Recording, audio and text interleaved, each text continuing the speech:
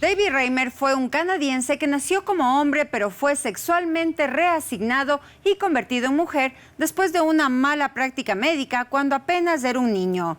El psicólogo John Money, que supervisó su caso, quiso dar por probado con esto que la identidad de género se aprendía. Una historia llena de errores, malas decisiones y tragedias.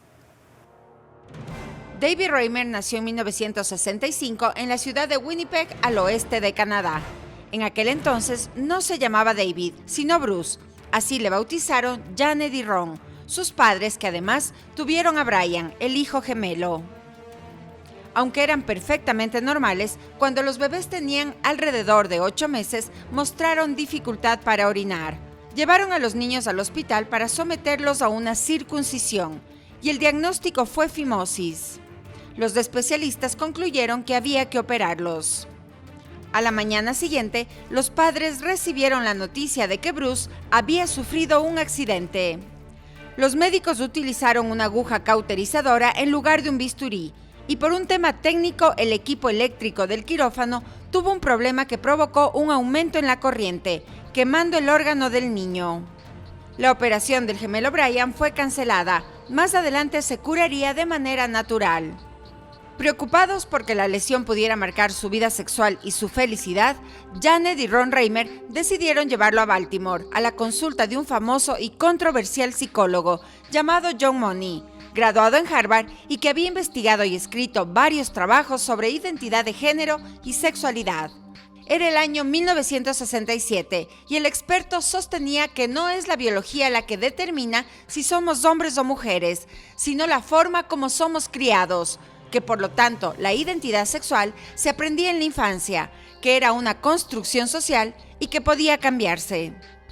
Después de analizar el caso y de darse cuenta que era ideal para un experimento más, Money los convenció para que a Bruce se le hiciera una reasignación de sexo, porque según él sería lo más beneficioso para su futuro. Así, antes de cumplir 2 años, se le extirparon los testículos. A partir de entonces, sus padres le llamaron Brenda. Para que el cambio de género funcionara, jamás debían contar la historia de lo que había sucedido a ninguno de sus hijos, por lo que su identidad se mantuvo en secreto. El doctor decidió controlar la evolución del caso, denominado John Joan. Si su teoría se confirmaba, sería evidencia irrefutable de que la crianza podía invalidar a la biología. Hasta 1975, cuando Money publicó el estudio, parecía que la transición había sido un éxito. Él afirmaba que su paciente se comportaba como una niña y que actuaba muy distinto a su hermano gemelo.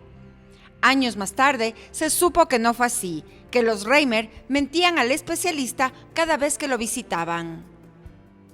Brenda llegó a la pubertad y, aunque no lo aceptó, tuvo que someterse a tratamientos con estrógenos. Se acercaba la fecha en que también necesitaba una operación para construirle una vagina y que fuera una mujer completa.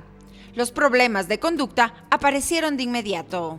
El tema estaba destruyendo a la familia y la gota que derramó el vaso fue cuando Brenda, a los 14 años, advirtió a sus padres que se suicidaría si tenía que volver a una cita médica. Fue entonces cuando los progenitores decidieron contarle la verdad sobre su reasignación. La reacción de Brenda fue asumir su identidad masculina y decidió llamarse David. David Reimer comenzó a entender muchas cosas y luego confesó que él jamás encajó, que no le gustaban las Barbies sino escalar árboles, que en el colegio se reían de él por ser poco femenino, que por alguna razón que no entendía hasta ese momento se negaba a usar vestidos, que entrando a la adolescencia no le gustaba maquillarse y que se sentía fatal cuando algún amigo le saludaba con un beso en la mejilla y que por eso tenía sentimientos suicidas. Para revertir la reasignación, se sometió a un tratamiento de inyecciones de testosterona y a 2 operaciones de faloplastia, una técnica quirúrgica que permite la reconstrucción del órgano genital masculino. Además, debido a que le habían dado estrógenos para que desarrollara el pecho, se sometió a una mastectomía doble, es decir, una cirugía para extirpar los senos. El tiempo pasó y David intentó hacer una vida normal, incluso se casó y se convirtió en el padrastro de los hijos de su pareja, Mientras tanto, el Dr. Money archivó el caso y no volvió a hablar del asunto. Pero en 1997, el tema se hizo público cuando el joven le relató al sexólogo Milton Diamond lo que le sucedió. Él le convenció para que contara su historia con el fin de evitar que se repita algo así. Luego se escribió un libro, hicieron algunos documentales e incluso fue entrevistado junto a su madre por Oprah Winfrey. Brian desarrolló esquizofrenia y varios problemas psicológicos. Sentía remordimiento por la situación que vivió su hermano y jamás pudo superar la verdad. Murió por sobredosis en 2002. 24 meses después de este acontecimiento, David se suicidó con un disparo en la cabeza. Tenía 38 años. La madre de estos jóvenes, que al contrario de lo que se pensó, tuvieron una vida muy difícil e infeliz, aseguró que confiaron ciegamente en el Dr. Money y que todo lo que hicieron fue por amor. Los casos de trastornos de desarrollo sexual en los que especialistas y padres toman decisiones sobre si se debe criar a un niño como hombre o mujer desconciertan, entristecen y causan gran polémica, sin importar la época en que sucedan. El de John Joan se convirtió en el experimento sobre sexualidad más cruel que se ha dado en el mundo entero y en un verdadero fracaso. Y el trauma que tuvo toda la familia no desapareció jamás.